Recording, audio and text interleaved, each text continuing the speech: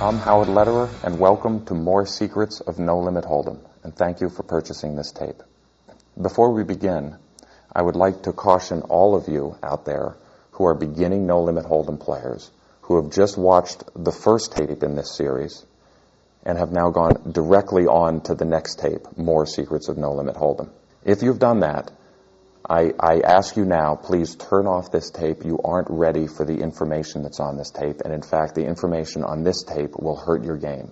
What I would ask that you do instead is go back, watch the other tape again, start playing, give it some time, give yourself the time to acquire some of the experience necessary to really be able to use the skills that I'm going to teach in this tape properly.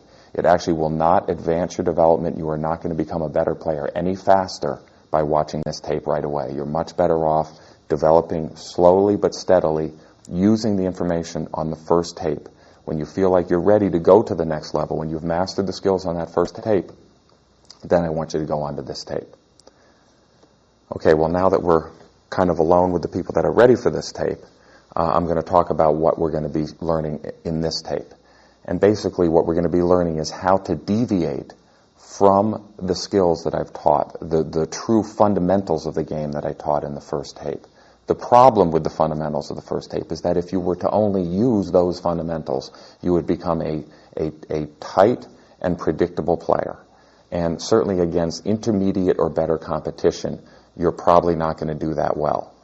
As a beginning player, I wanted you to master these fundamentals. I wanted you to learn how to play the basics of the game. So what we're going to be looking at in this tape is how do we take those basics and how do we expand on it and how do we create kind of a winning style that keeps your opponents on their heels. So we're going to be looking at ways to deviate particularly from pre-flop strategy, but also some other tricky situations like bluffing situations and some special betting situations later on in a hand. We're, of course, also going to look at some more sophisticated tells. And then, lastly, we're going to examine some very special tournament situations and ways to maximize your chances of finishing high in no-limit hold'em tournaments. Okay, so let's get started.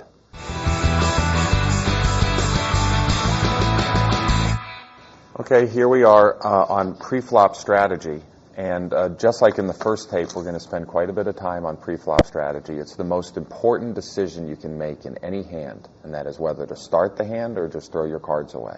Once you've become involved in the hand, I'm going to want you really fighting hard to win these pots. So the big decision you can make in a no-limit hold'em hand is whether to start the hand or not. I'm going to show you a couple of the items that we've included in the tape. And one thing is new from the last tape, and that is a hold'em race odds sheet. And one thing you might be asking yourself when you're watching No Limit Hold'em on TV is when one of the pros are faced with a big raise and they're sitting back and they're thinking, well, they only have two cards. What are they thinking about? Well, very often they're thinking about these race odds.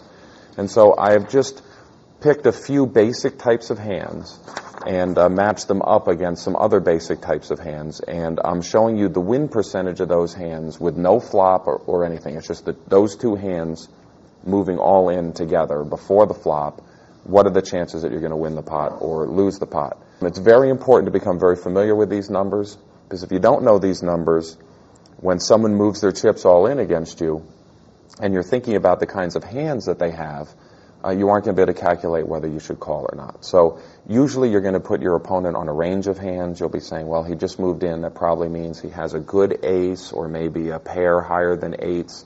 And it's going to be important to know how your hand is going to fare against those hands, so then you can calculate whether or not you have a good call.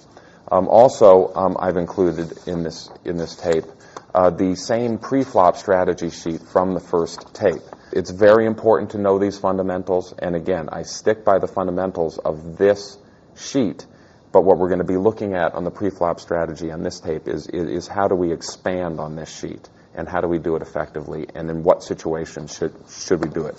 Basically, I don't want you deviating from this strategy from early and middle position. I play very, very much just like this strategy sheet suggests from those positions. Those aren't positions where you want to be mixing it up. Again, there are too many people behind you that haven't acted yet, and it's just too likely that you're going to run into a hand that might have you dominated or really crushed.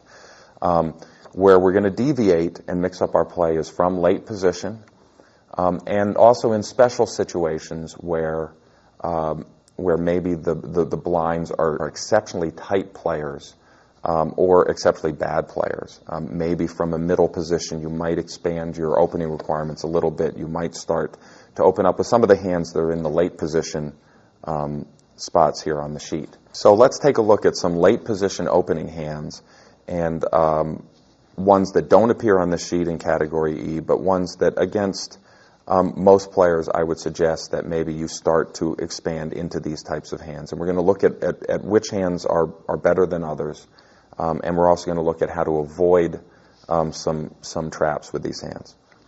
Now, first of all, let's look at some of the hands that I would suggest that from the button, let's say everyone's folded to you on the button, you might want to start opening with hands like King Jack offsuit, Ace 8, 9-10 suited, or even a 6-7 suited. These are the kinds of hands that you might want to start thinking about opening that really don't appear in category E.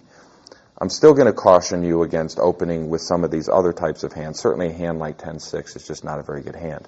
But, you might think that Jack 9 offsuit or Queen 8 are okay, or a King. I have you opening with an Ace and maybe a low card, but I really don't want you to expand that to like a King 4.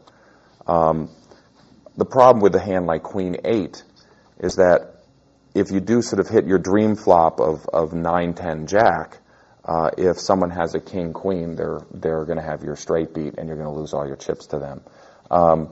Again, I'd rather have a hand like 10-9 suited than Jack 9. Now, there is another factor that is not in this pre-flop strategy sheet, but definitely one that I want you to think about, and that is the size of your stack and the size of the stacks of the blinds that you're attacking from late position. Basically, if the big blind is a very short stack, or if you are a short stack, these two hands go way up in value. You'd rather have the Ace 8 or the King Jack, or actually maybe even versus a hand like 6-7 suited, you might even rather have a King 4. So if you're up against some very short stacks, or you yourself have a short stack, you want the higher your cards are, the better, even if they're not suited, and even if they're not all that related to each other. Now, early on in a tournament, or if you're doing particularly well, and you have a lot of chips, and you're up against opponents that also have a lot of chips, now these hands start becoming stronger. In fact, I'd rather have a hand like 6-7 suited than King Jack offsuit if I have a lot of chips and my opponent has a lot of chips. And the reason is because a 6-7 suited has a much better chance of flopping a really good hand and being tricky, where if you raise from late position, your opponent isn't going to be thinking that you have a 7-6.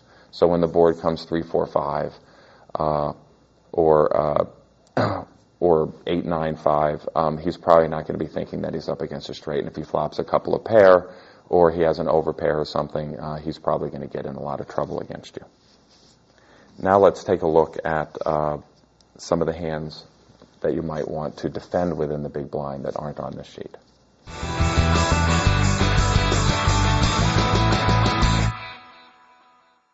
Okay, now I want to look at the play in the blinds. And again, on the original strategy sheet that I gave you, I do suggest a rather tight strategy with the big blind. So again, if there's a late position open, you might want to start considering calling again with some of these nice suited connector hands, 9-8 suited, 6-5 suited, maybe even an Ace 8 again. Those might be the type of hands that you're not going to want to throw away against a late position opener, particularly a player that you might be comfortable playing against. But also, I would also suggest that you start to keep the button honest against you. And so with hands like King Queen and Ace 10, again, these are the kinds of hands that on the original sheet I might have suggested that you only call with in the big blind. It might be right, particularly against the right type of player, to start exerting yourself a little bit and to re-raise with these hands and make that button really think twice before he raises your big blind. Also, I'd like to just say a few things about blind versus blind play.